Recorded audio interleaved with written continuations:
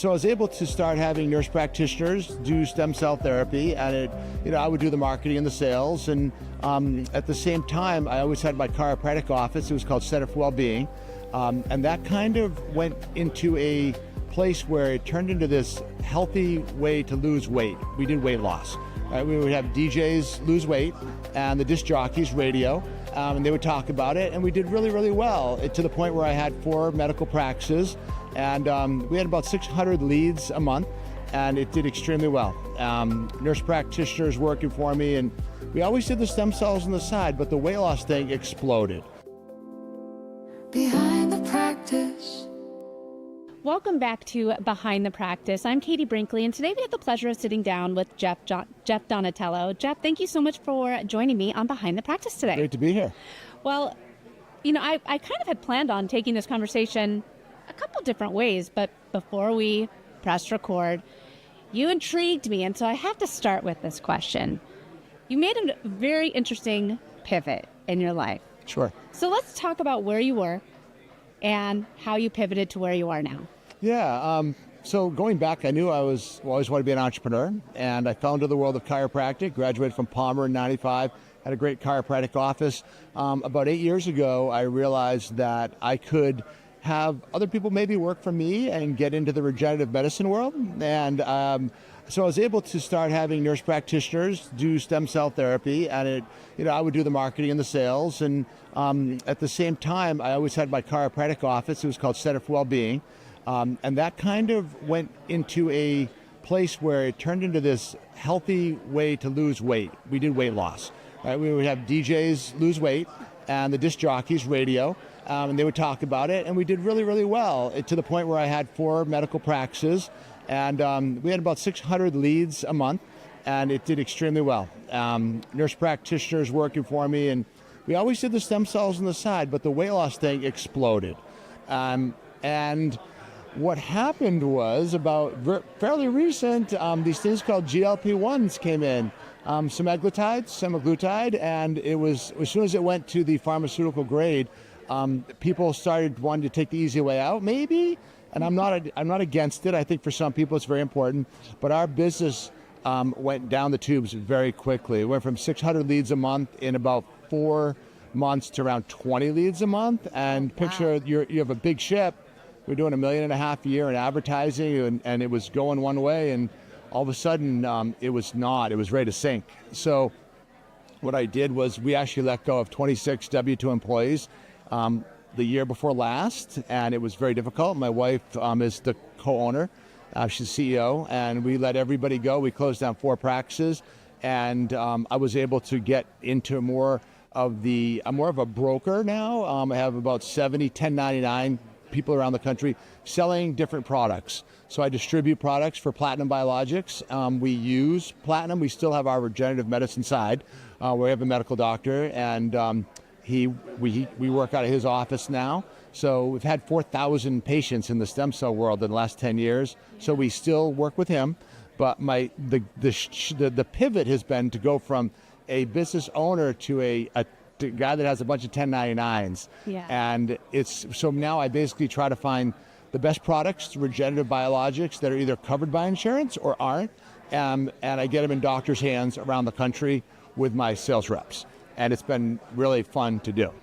Wow, that is such an interesting pivot, because I think that a lot of people listening might have, maybe they've never even had this type of opportunity, I'll say an opportunity happen where their brick and mortar, their practice is faced with this dilemma. Yeah. And laying off employees is one of the hardest things to do as a business owner. Very difficult. You get attached, and it's one of the hardest things to do. But instead of looking at what you had and saying, okay, well, that's the end, you shifted into what you do now, 1099s. What was that light bulb moment for you to say, okay, instead of trying to go back and rework the wheel and do what we've been doing, we're going to try something new. And we're going to try it with not W-2s. Yeah. Well, I've been a visionary, and I'm curious, and I'm a crazy entrepreneur, and I'm very fortunate in that my father came here when he was 11 from Italy. He was an immigrant, and he's entrepreneurial too, so it's in my bloodstream. I always say I'm like psychotic when I'm able to go to see something that people would maybe say is horrible, and I'm like, next, right? And I just go to the next thing, and because it interests me, right? Which is why I'm here. I get to meet fine people like yourself, because my job is to really be curious and find out what's working at a national level, before everybody else knows, and get that information out to my doctors ahead of time.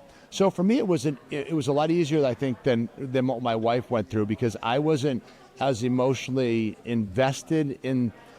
It sounds bad, but the employees, I was the one that let everybody go, and I felt bad, right? But again, I'm able to go, here we go. What's the next thing that we're on to? Now it can be a problem because I've been told by people that I leave sometimes one thing too quickly. So it's like focus, right? So that's my biggest challenge. I have to focus on really what's working and not go to the next shiny, I've been accused of having ADHD, but I don't have it, right? I'm functional. I'm a functional ADHD person.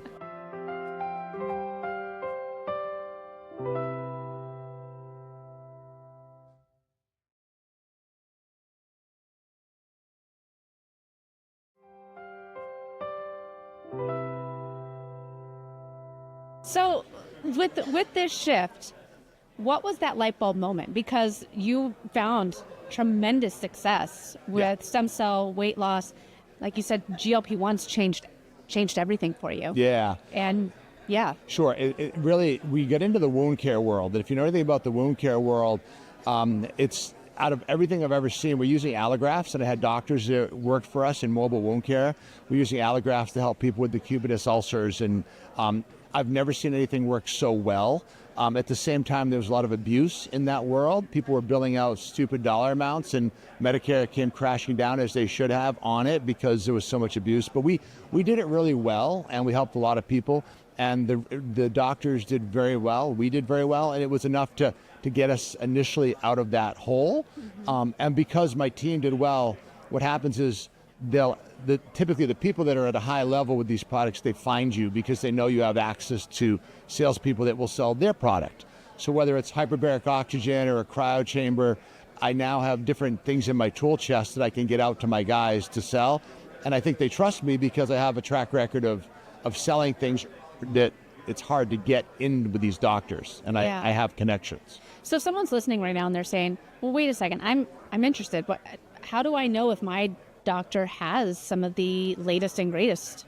Yeah, how do you know if you're like from a consumer or like another, like if say it again, if your doctor has... If a person's listening right now, how can they make sure that their clinician has, the best technology, the best tools, the best options for them? All right, so you're saying, how does a consumer know if their doctor has the best stuff? Yeah. That's a good question, because they have to trust, right?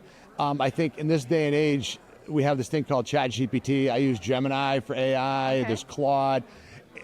If you don't know how to use AI, you got a problem. I just told the doctors thinking of working with me, I said, here's my name, look me up. You're going to see everything about me. It's all there, and it's all good. Well, and not everybody loves me, but I have no felonies. Yeah. Right? I mean, I have a good track record. We're a small business, locally owned, family owned, and so I think you really, before you get involved with anybody and you hand your money over or your time to a doctor, you really should vet them out. And also, I'm a firm believer that you shouldn't be able to review doctors online. It's horrible. We've had some horrible reviews from people that didn't even do care in our offices over the years, and it's not fair. So just know that when you do vet out a doctor, I think a consumer needs to know, get an idea, but don't. If there's one bad review, that's just one bad review. Get a feel, and you can do that with AI very easily. So one of the things that you made the shift was from W-2s to 1099s. Yeah. And I want to go the business owner route here just for a little bit. So if someone's listening right now and they are a clinician, they have their own practice, maybe they're ready to take that next step. You've had 4 different locations. You've had W-2 employees in there. How do you find the right people to fill those roles? And which roles should they be? Should they be 1099s or should they be W-2s? So if I own a practice, do I want 1099s working for me? Yeah. Well, if you have a practice, they have to be W-2, right? If it's a brick-and-mortar building, they have to. So you got to remember, our 1099 employees are all over the country. And the question that I get a lot is, how did you find all these people with connections? And I think that coming to a place like this, right? People talk about public speaking. They're scared to stand in front of a crowd. What I've found is most people are scared to go up to 2 or 3 people that are talking and get into that conversation, or to sit at a table and be able to connect, right? Yeah. So I have a book of business. They say that your net worth is based on your network. And I think that's huge. Your network, your people, who you're connected to on your phone, and the trust you build. I mean, I'm at a point where I'm 57 now, and if I haven't built trust with a lot of people, I've messed up. So I think my success is based on, doing in the past what I said I was going to do, and then people will bring the next opportunity to you, and being connected with those types of people. Yeah, I love that. If you could have your crystal ball, and you could look into the future to see what the healthcare system is going to look like in 5 years. Yeah. I used to have this I had a crystal ball. It was awesome, and I dropped it, and it broke. And so I have trouble. I used to be able to predict everything. The answer is this. I think that the administration helps, not to be political. We have to be careful. I think RFK Jr. is doing a wonderful job. It's making our lives a lot easier. Under the Biden administration, they use words like illegal for using stem cells and exosomes, and it scared people off because they didn't realize it wasn't illegal. You just had to follow certain 361 guidelines, right? So I think that the administration, if we can just get another Republican group in there, personally, I feel it's just going to explode the ability to get to be able to be free to use some of these things that aren't under FDA, regulation as much. It's the biggest struggle. Is it FDA approved? I hate the general public is all based on, if it's not approved, it must be bad, and they don't understand that there's nuance to it. So I think we're in a really good place now. There's new learnings. And the other thing I want to say about this is that the medical doctors, when it comes to stem cell therapy, are finally 10 years later accepting that it's helping people, and they're all starting to become part of the revolution. Yeah. And that is really good in the public's eye. My doctor said it's good. When I started this 10 years ago, the MDs were like, there's not enough studies, that's quackery. But now the MDs are coming around, which is exciting to see. How do you help the people that are working for you now change that mindset? The people that work for me? Yeah, of the people that they're approaching and selling to and trying to get the product into their offices. Yeah, I think it's the ethos out there right now. I think just with this, what pops in my head is social media right now is, you have people like podcasters like Joe Rogan, right? You know how many patients I've gotten from Joe Rogan saying good things about stem cells? Probably, I would say 25% of our patients are because Joe Rogan said good things. So I think that just it's easier for our docs to get in now because it's more accepted. The regenerative biologic world is just an easier place. It's been around long enough now that there's been results. And I think most people know someone that's gotten results with it, whether it's skin or joints or general health. So it's a lot easier now. Yeah. Well, Jeff, this has been a fantastic conversation. I really appreciate your time. If people want to connect with you and learn more about you, what's the best way for them to do that? I think the best way, if you go to centerforwell.com, that's Center for Wellbeing is our company name. You can kind of see what we do a little bit more. And, if you want to look me up, Jeff Donatello, I'm all over the internet. And get a good feel what I'm all about. Amazing. Well, Jeff, this has been an incredible conversation. Thank you so much for joining me on Behind the Practice. Likewise. Thank you.